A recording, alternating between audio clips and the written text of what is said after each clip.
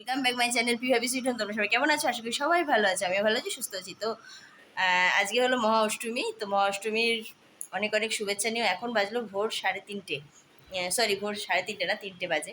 আর এখন আমি ব্লগটা স্টার্ট করছি তোমাদের সাথে। তো আজকে এত সকালে, সকাল সকাল কেন, এটাই কারণ হচ্ছে বলার। এই মাত্র জাস্ট আমরা উঠলাম, এবার ফ্রেশ হয়ে আমরা রেডি হব। তো আজকে প্ল্যান হয়েছে একটা অন্য রকমের একটু।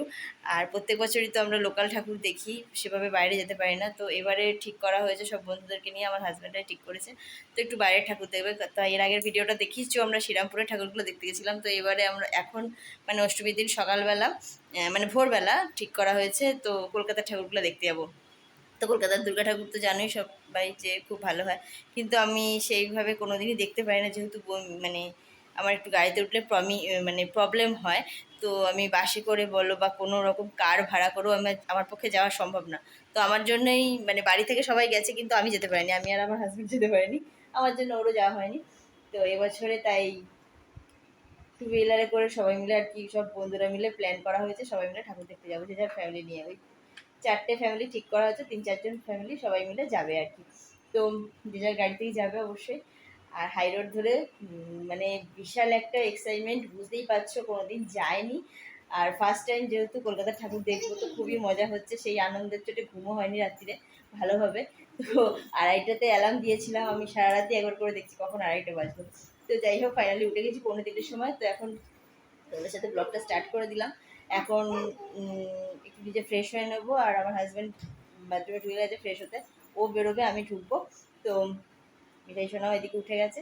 ঠাকুর দেখতে যাবে মানে আজকে তাড়াতাড়ি ওঠা হয়ে গেছে, অন্য দিন না হলে ঘুম থেকে উঠতেই চায় না, 9টা-10টা বেজে তাও ওটা পড়ে যাবে। কিন্তু ওখানে 4টের সময় মিট করবে বলেছে একটা জায়গা।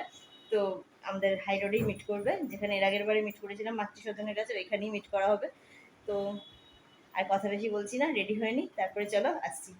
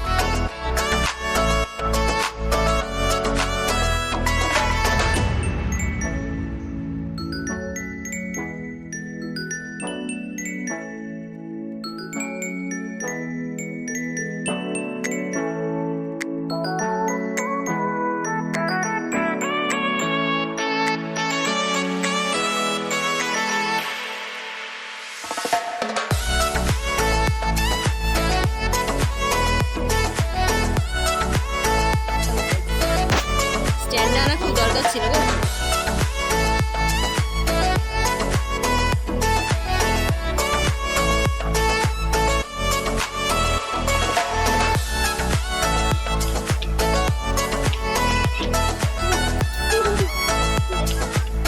তো ফ্রেন্ড, দেখলেই কেমন আমরা কলকাতায় এনজয় করলাম। আর সেভাবে কিছুই দেখাতে পারিনি, কারণ খাওয়া দাওয়াটা বলো বা আদার্স সময়গুলো বাচ্চাদেরকে সামলাতেই সময় কেটে যায়। তো সকালবেলা যেহেতু আমরা পুষ্পাঞ্জলি দেবো, তাই জন্য কিছু খাওয়া দাওয়া করতে পারিনি। আর সব মেয়েরাই, আমরা যে 4জন মহিলা এসেছিলাম 4জনই পুষ্পাঞ্জলি দেবো। তো খাওয়া দাওয়া সেরকমভাবে হয়নি, শুধু ডাবের জল খেয়েছিলাম, তাই সেটা আর ভিডিও করিনি। তো এখন আমরা বাড়ির দিকে রওনা দিচ্ছি। এখন বাজলো সকাল 7:30। তো আজকে এই ঠাকুরটাই আমাদের লাস্ট দেখা হলো। তো এই কটা ঠাকুরই আমরা কলকাতায় দেখেছিলাম। তো আর যেতে আসতে রাস্তায় যেগুলো দেখেছিলাম সেগুলো আর নেমে দেখা সম্ভব হয়নি, ওই গাড়িতে যেতে যেতেই যেভাবে দেখা যায়। তো তাই জন্য ভিডিও করা যায়নি, পসিবল হয়ে ওঠেনি। তো ভিডিওটা কেমন লাগলো অবশ্যই লাইক কমেন্ট শেয়ার করতে ভুলো না। ভালো লাগলে প্লিজ চ্যানেলটিকে সাবস্ক্রাইব করে দিও। আর এইভাবেই আমার পাশে থেকো, আমাকে এগিয়ে যেতে সাহায্য করো। তো আজকের মতো এটুকুই, টাটা। তোকে আবার দেখা হচ্ছে নতুন একটা ব্লগে। ভালো থাকো, সুস্থ থেকো।